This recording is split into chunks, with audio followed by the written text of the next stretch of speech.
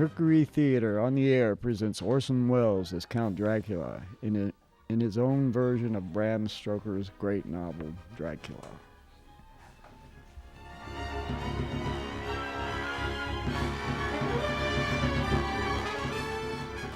Ladies and gentlemen, my name is Arthur Seward, and I am here tonight to bear witness to the truth of certain events which you may find it hard to believe, but I ask you to believe them. I have here certain documents, telegrams, clippings from the press of the day, memoranda, and letters in various hands. All needless matters have been eliminated. Through the history almost at variance with the possibilities of contemporary belief, they stand forth a simple fact. I present you, first with excerpts from the private journal of Jonathan Harker. I, Jonathan Harker, lawyer's clerk. Articles to Peter Hawkins, Esquire, of Exeter, England. Am writing this journal in the hope that if misfortune overtakes me, it may one day come to the eyes of those who love me. I set out from London on the last day of April to visit one of our clients in Eastern Europe. On May the 3rd, I arrived in Budapest and came after nightfall to Klausenburg, on the border of Transylvania. At Bistritz, there was a letter of welcome for me from our client informing me that his carriage would await me at the Borgo Pass. It was signed, Dracula. Bukvina, coach for Bukvina.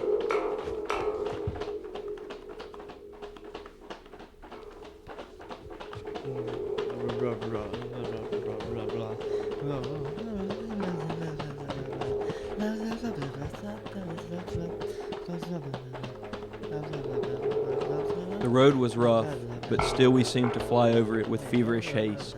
When it grew dark, there seemed to be some excitement among the passengers. They kept speaking to the driver and looking at me and urging him on with a greater speed.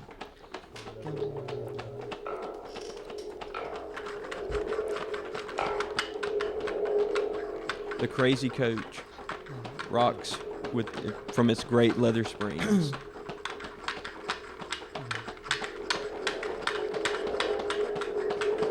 The mountain seems to come nearer to us on either side. Coachman, what is it? Where are we? You are nearing your destination, young her. This is the Borgo Pass.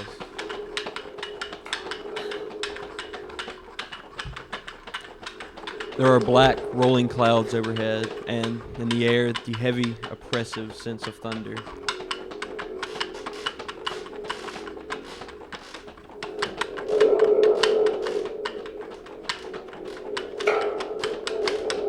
Now we go through the pass. The young her is not expected after all. You are early tonight, my friend. A carriage with 4 horses had drawn up beside us. Let me help you, sir. The coachman smiled, and the lamplight fell on a hard-looking mouth with berry red lips and sharp-looking teeth as white as ivory.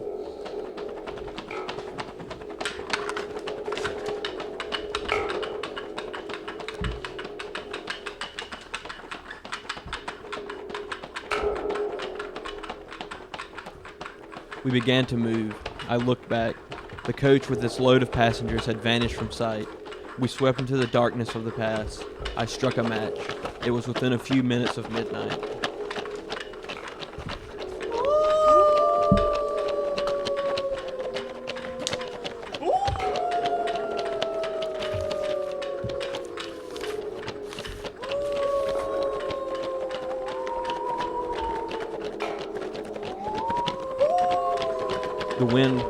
Then a dog began to howl somewhere far down the road.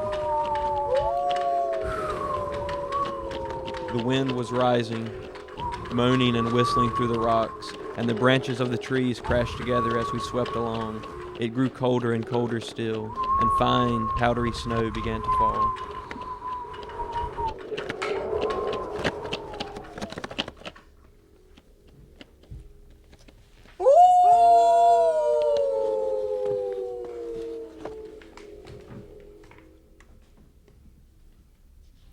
The baying of wolves sounded nearer and nearer, as if though they were closing around us from every side.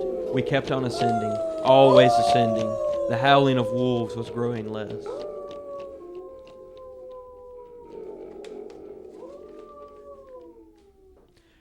Presently it ceased altogether, And just then the moon broke through the black clouds.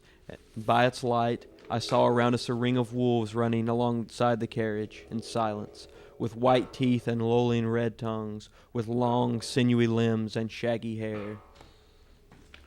Welcome to my house. I must have fallen asleep.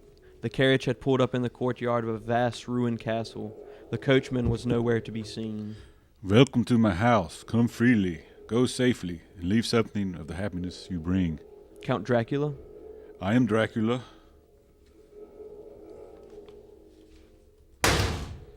The face was strong, very strong, aquiline.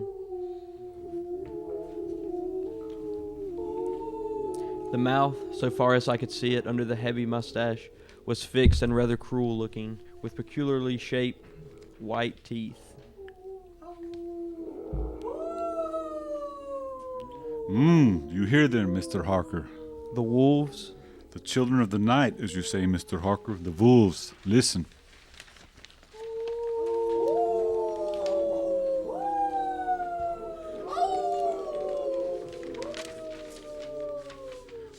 Come now. There are many things you must tell me tomorrow of England, of the state there you have purchased for me. Ah, yes. The state is called Carfax, I believe. Yes, that's so. But now I will detain you no longer. You will find your room in readiness, and I advise you not to leave it during the night.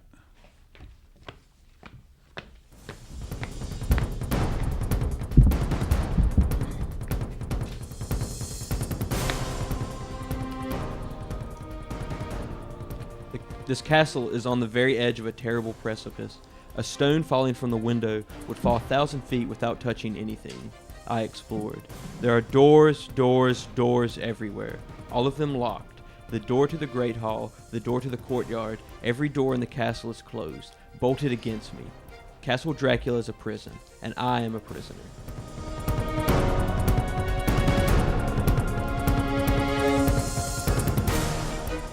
The next night, I could not sleep. So, after a few hours, I got up, and lighting my candle, I placed my shaving mirror on the dressing table, and was just beginning to shave. You feel rested, Mr. Harker? I had not seen him. Although the reflection of the glass covered the whole room behind me, I turned to the glass again. Count Dracula was close to me, and I could see him over my shoulder, but there was no reflection of him in the mirror. It was blank. I started and cut myself on the side of the throat. The blood was trickling down my neck. Ah! My mirror! The blood. Wipe the blood from your face, Mr. Harker, and take care of how you cut yourself. It is more dangerous than you think in this country. When I awoke, I found most of my things were gone. My passport, my notes, my letter of credit. I could find no trace of them anywhere, and my door was locked from the outside.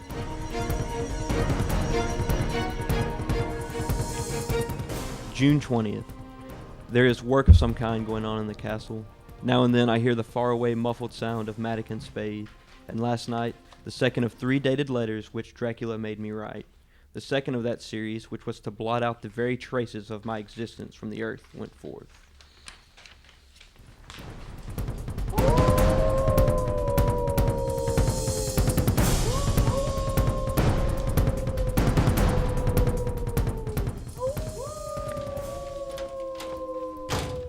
Count Dracula. Yes. Well, what of me? When am I free? When can I leave this place? Free, Mr. Harker? You are always free. You want to leave? Would you like to leave tonight? Yes. Yes, in God's name. My dear young friend, not an hour shall you wait in my house against your will. Come, follow me.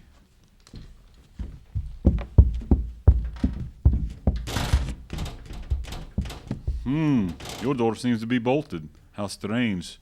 Your door is locked. In God's name, open it. As you will, Mr. Harker. You English have a proverb which is very close to my heart. Welcome the coming, speed departing guests. Good night, Mr. Harker.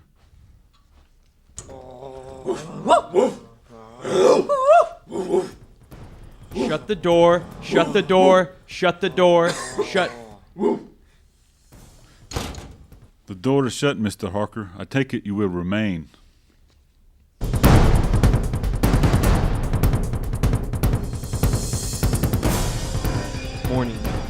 the 30th. These may be the last words I ever write in this diary. God preserve my sanity. I have never seen Count Dracula by day. At sunrise, at the first cock crow, he is gone. I don't understand these things. I only know that the wolves are baying and that he is a man with hair on the palms of his hands, with sharp teeth and no blood in his face. He casts no shadow, he cannot be seen in a glass, and he moves like a bat across the sheer face of the castle walls. He eats no food and is mortally afraid of the crucifix.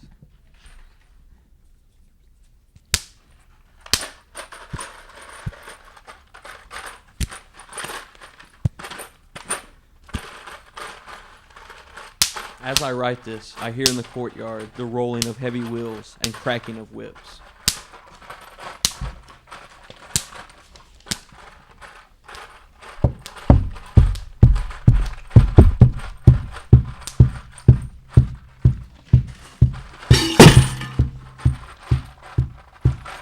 And there is in the passageway below a pound of heavy boxes being set down, boxes shaped like coffins, and I know what they hold. The boxes are filled with holy earth from the chapel beneath the castle. The last box being nailed down. And now I hear the heavy feet tramping again.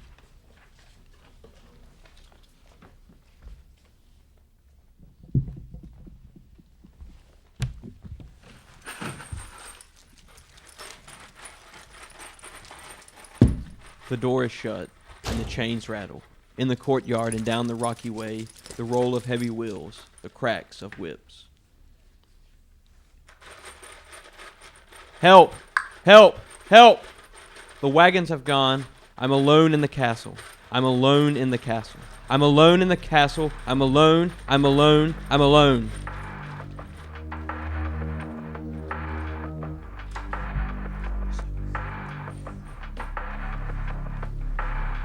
Ladies and gentlemen, this is Dr. Seward. Mr. Harker's journal terminates at this point. I now present into evidence that Dracula does indeed exist, and is here. There was found on board of a ship who docked only days ago a small amount of cargo of a most unusual nature. Apparently the ship carried nothing but earth, common earth, packed away in wooden boxes, shaped much like coffins. October 2nd. Soon after they left, I fell asleep.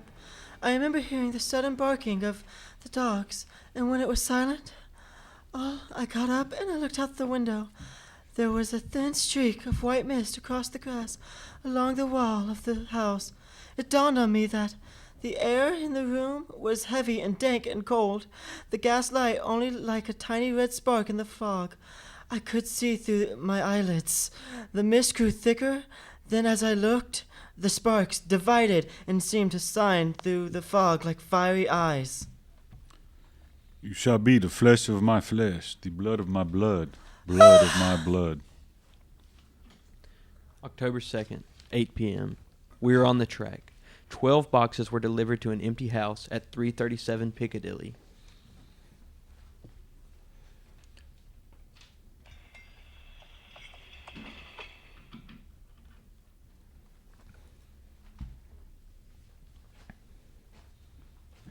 My dear friends, until the sun sets tonight, Dracula must remain whatever form he now has. We have this day to hunt out all his lairs and sterilize them. Then he will have no place he can move and hide, but we have only until sunset.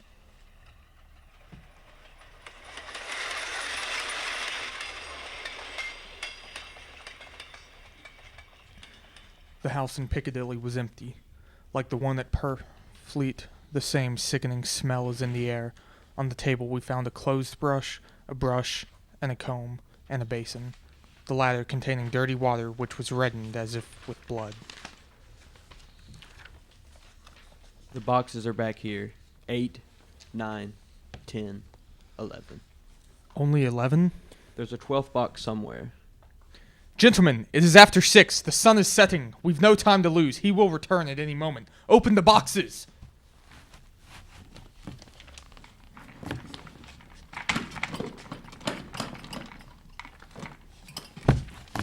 Quiet.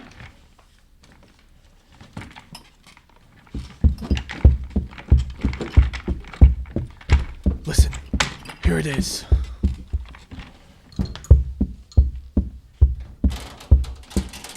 It is he! The window!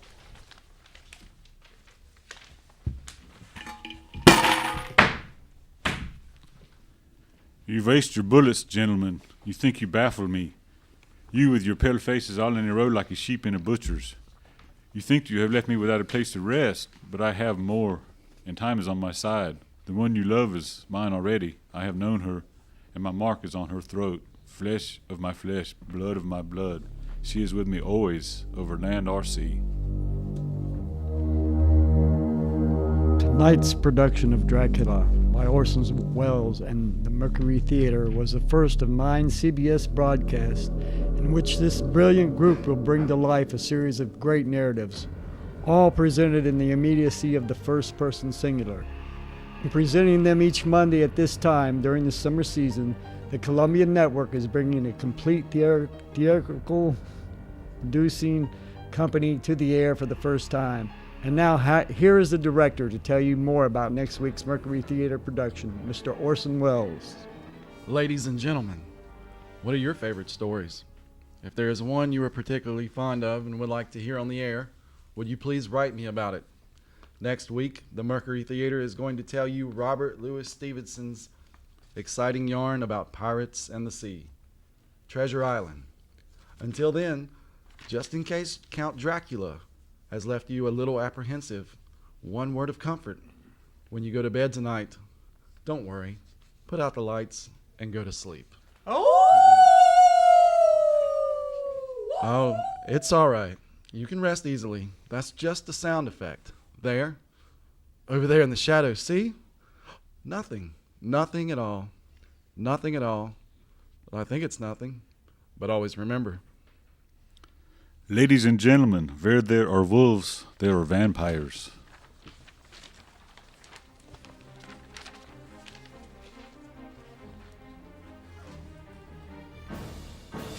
Such things do exist.